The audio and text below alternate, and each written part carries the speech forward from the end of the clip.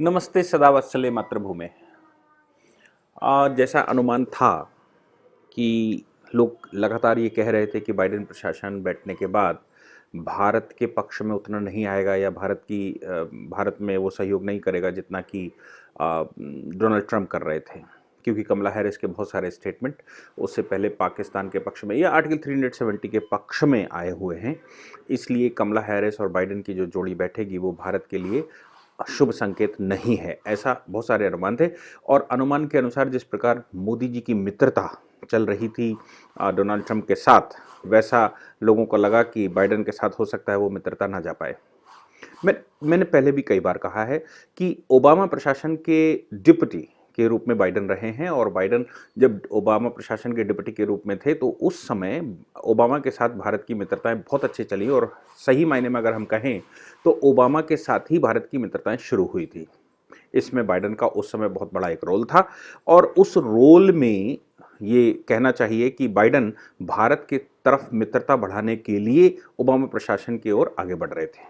दूसरी एक बात और है जो मैं बार बार कहता आया हूं कि भारत की तरह अमेरिका की पॉलिसी नहीं चलती है। अमेरिका की पॉलिसी होती है, उनके जो इंस्टीट्यूट्स रहते हैं, उनकी जो यूनिवर्सिटीज़ रहती हैं, वो यूनिवर्सिटीज़ उसमें रिसर्चें करती हैं। उनके south east Asia, middle east, east, ऐसे बहुत सारे डिपार्टमेंट रहते हैं जिनमें जिनमें रिसर्चर्स बैठते हैं, और वो रिसर्चर्स अपनी रिपोर्टें देते हैं। उसके बाद उनका उनका उनका कलेक्शन होता है। कलेक्शन होने के बाद वो उनके रिसर्च इंस्टीट्यूट्स में जाती हैं। रिसर्च इंस्टीट्यूट में जाने के बाद वो वाइट हाउस जाती हैं। वाइट हाउस में उनकी जो टॉप पॉलिसी मेकर्स हैं वो पॉलिसी बनाते हैं, और वो जो पॉलिसी बनती है वो राष्ट्रपति को इम्प्लीमेंटेशन के लिए दी जाती है। अब राष्ट्रपति अपने हिसाब से इम्प्लीमेंटेशन करेगा, उसको अपना वोट बैंक भी देखना है, उसको संसार भी देखना है, लेकिन पॉलिसी इम्प्लीमेंट वही करेंगे। जैसे ओबामा की पॉलिसी को आगे बढ़ाते हुए डोनाल्ड ट्रंप ने डिसीजन लिया, या उससे पहले बुश प्रशासन की जो पॉलिसीज़ थी उन पॉलिसीज़ को आगे बढ़ाते हुए इराक के जो गड़बड़ी है, या जो सद्दाम हुसैन का मामला है, या फिर मैं कहूँ कि आईएसआईएस का मामला है, या फिर मैं कहूँ कि उसामा बिन लादेन का मामला है, इन सभी मामलों में वो एक प्रेसिडेंट से दूसरे प्रेसिडेंट को अगर आप देखेंगे तो वो कंटिन्यूएशन में चलते हैं। ऐसा नहीं है कि एक प्रेसिडेंट ने जो पॉलिसी बनाई हो वो दूसरा प्रेसिडेंट उसको कैंसिल कर देता हो या उसको इम्प्लीमेंटेशन में ना लाता हो। इसलिए ये कहना बिल्कुल गलत होगा कि डोनाल्ड ट्रंप की जो पॉलिसीज़ थी या डोनाल्ड ट्रंप के समय पर जो पॉलिसीज़ थी वो बाइडेन उसको फॉलो नहीं करेंगे। उसका कारण है क्योंकि पॉलिसी बाइडेन या डोनाल्ड ट्रंप नहीं बनाते, पॉलिसी उनका एक इंस्टीट्यूट बनाता है जो आगे डिसाइड करता है। अभी बाइडेन भारत की तारीफ में उतर आए हैं। ये साफ दिख रहा है कि वो भारत की तारीफों के पुल बांधना उन्होंने शुरू कर दिया है, भले ही डायरेक्टली ना किया हो, लेकिन पुल बांधना शुरू कर दिया है। मामला क्या था? जैसे डोनाल्ड ट्रंप ने भारत कोविड-19 से जिस प्रकार लड़ा, उस लड़ाई में डोनाल्ड ट्रंप कहते रहे कि अमेरिका तो लड़ ही रहा है, भारत को छोड़कर अमेरिका, या भारत अमेरिका के बाद सबसे ज़्यादा अगर किसी ने स्ट्रांगली कोविड-19 पर वॉर किया है या उसको कंट्रोल किया है तो वो भारत है। ये देखने में सदैव रहा है कि डोनाल्ड ट्रंप भारत के फेवर में खुलकर खड़े हुए हों, चाहे वो हाउडी मोदी का मामला रहा हो, या इमरान खान की मुलाकात रही हो, या इस तरह के और कोई प्रकरण रहे हों, भारत के पक्ष में खड़े होते दिखाई देते रहे हैं डोनाल्ड ट्रंप।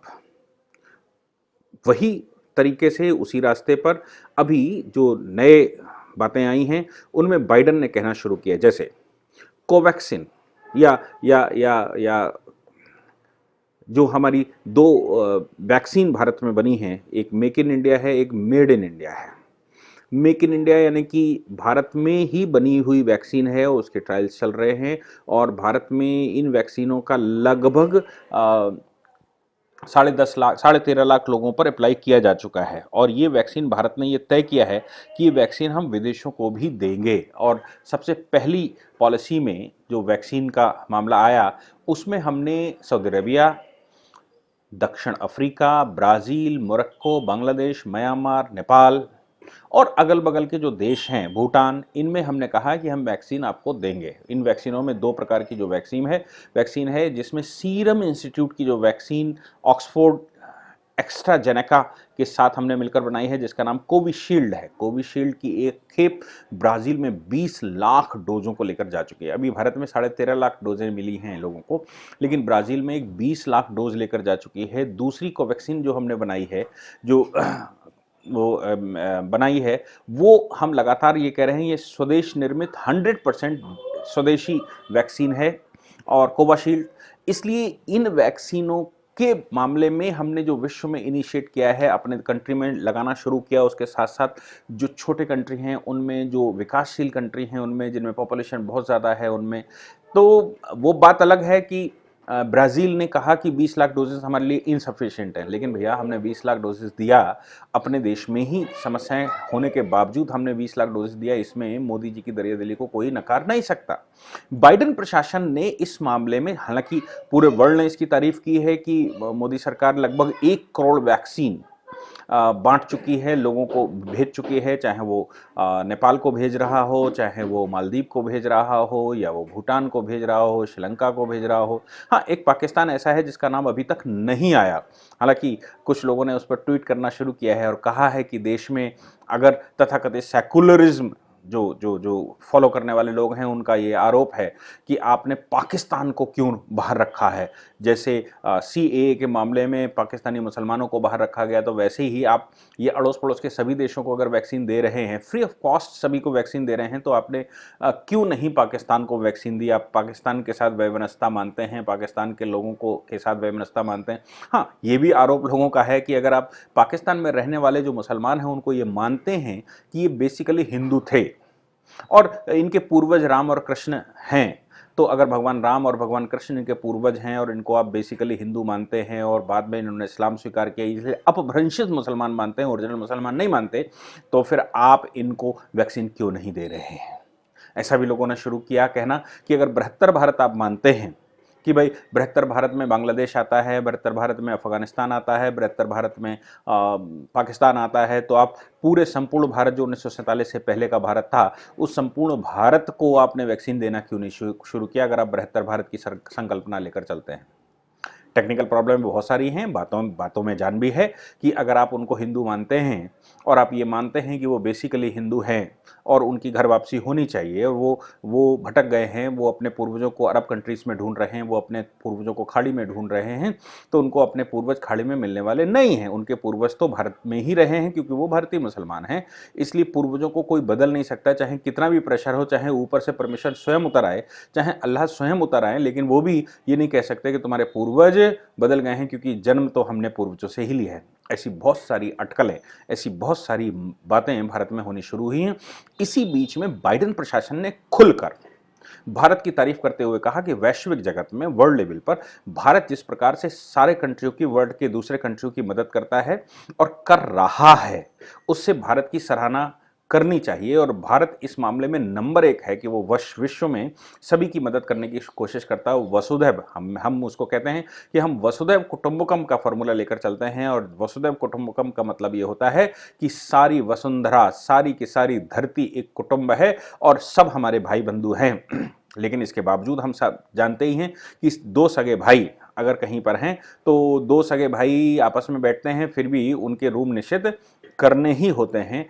पति पत्नी साथ में रहते हैं तो बच्चों के कमरे निर्धारित करने ही होते हैं। जब तक उनकी आयु कम रहती है, तब तक तो हम उनको अपने साथ रखते हैं, उसके बाद बच्चों के कमरे अलग निर्धारित करने होते हैं। उनके रहने का स्थान, उनके खाने का तरीका, उनके खाने का स्थान हमको अलग करना ही होता है। हम अगर मान भी लें कि बृहत्तर भारत पुनः मिलकर रहेगा और ये मोदी सरकार ही केवल कर सकती है, और ये जो घर वापसी है, जो हमारे लिए बहुत बड़ा संकट बना हुआ है, हिंदुस्तान, पाकिस्तान और बांग्लादेश के मुसलमान को मिलाकर, जिसके पूर्वज बेसिकली हिंदू थे या हिंदू हैं, या जो राम के वंशज हैं, उनको अगर हम पुनः वापसी लेकर आते हैं, तो फिर भारत में ये केवल मोदी सरकार ही कर सकती है, ऐसा भी लोगों का अनुमान है।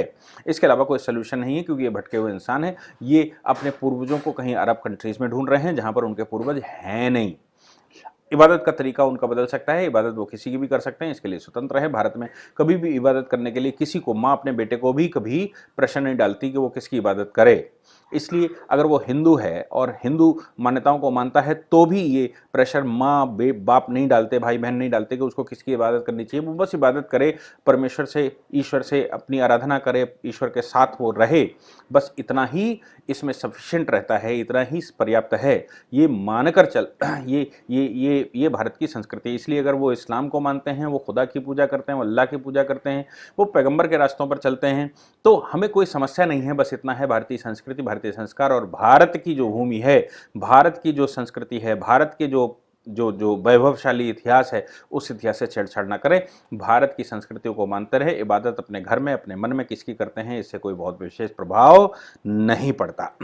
इसलिए बाइडेन प्रशासन जिस प्रकार से हमारी तारीफ कर रहा है और विश्व के दूसरे कंट्री जिस प्रकार से तारीफ कर रहे हैं और मोदी सरकार की ये दरियादिली दिख रही है, वो मुझे लगता है काबिल तारीफ है। और संसार में कहीं भी, किसी भी जगह पर अगर भारत की आवश्यकता रहती है, तो चाहे वो पीस कीपिंग फोर्सेस रही हों, चाहे वो यूएनओ में कंट्रीब्यूशन रहा हो, चाहे वो इन्वायरमेंट में कंट्रीब्यूशन रहा हो। अमेरिका इन्वायरमेंट के समझौते तोड़ सकता है, लेकिन भारत ने कभी नहीं तोड़े भारत इन्वायरमेंट के मामले में, क्योंकि हम चाहते हैं कि संसार में सब कोई सुखी रहे, सबके साथ न्याय हो और दुख किसी को ना मिले, कोई परेशान न रहे।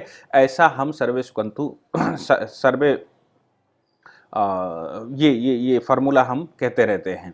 और चूंकि हम इस फार्मूले पर चलने वाले हैं, इसलिए हमारे देश में, हमारे लोगों के बीच में, भारतीय संस्कृति के बीच में, भारतीय संस्कारों के बीच में अभी कोई कन्फ्लिक्ट नहीं आता। सर्वे भवन्तु सुखना हमारा फॉर्मूला है, सर्वे सन्तु निरामया हमारा मंत्र है, और सर्वे भद्राणि पश्यन्तु हम ये मानकर चलते हैं कि सबका भला हो, संसार सुखी रहे। लेकिन इस सुख में हमको दुख न दीजिए। हमको अगर दुखी रखने वाले, संसार को दुखी रखने वाले, इंसान को दुखी रखने वाले और जानवरों को मरने वाले अगर सामने आएंगे, तो उन जानवरों का सुख की चिंता करना भी हिंदू समाज की संस्कृति है। इसलिए हम उसके लिए हथियार उठाते हैं, हमारे देवी देवताओं ने हथियार उठाए और हम सब उसमें आगे बढ़ते हैं।